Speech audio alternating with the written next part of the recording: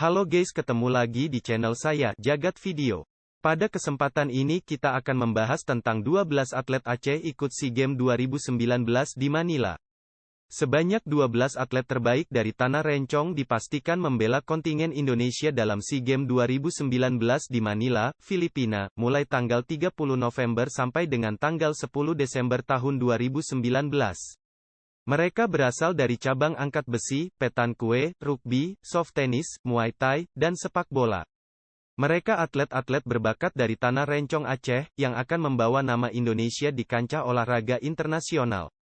Ada Surahmat dan Nurul Akmal sebagai atlet cabang angkat besi dari Tanah Rencong, mereka kembali diberi kepercayaan oleh PB Papsi. Khusus bagi Surahmat, ini SEA Games yang kedua kalinya setelah di Kuala Lumpur, Malaysia, tahun 2017.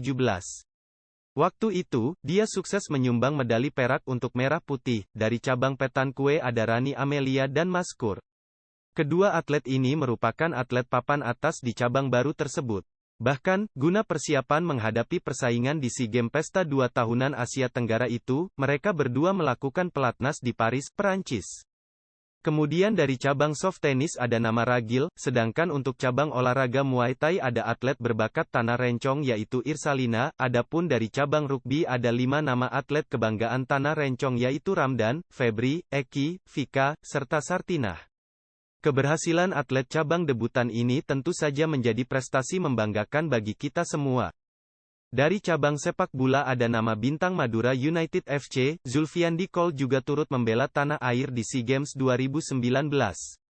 Memang, keberadaan mantan pemain bintang Persebaya Surabaya dan Sriwijaya FC tak lepas dari bagusnya permainan dia di Madura United musim ini, dan juga di timnas senior.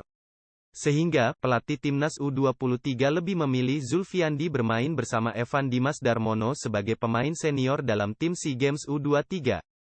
Inilah daftar 12 atlet Aceh yang membela Merah Putih di SEA Games 2019 Manila, Filipina. Mudah-mudahan mereka semua dapat menyumbangkan medali untuk Indonesia. Terima kasih telah menonton, jangan lupa like, komen dan subscribe-nya. Sampai ketemu lagi di video kami berikutnya.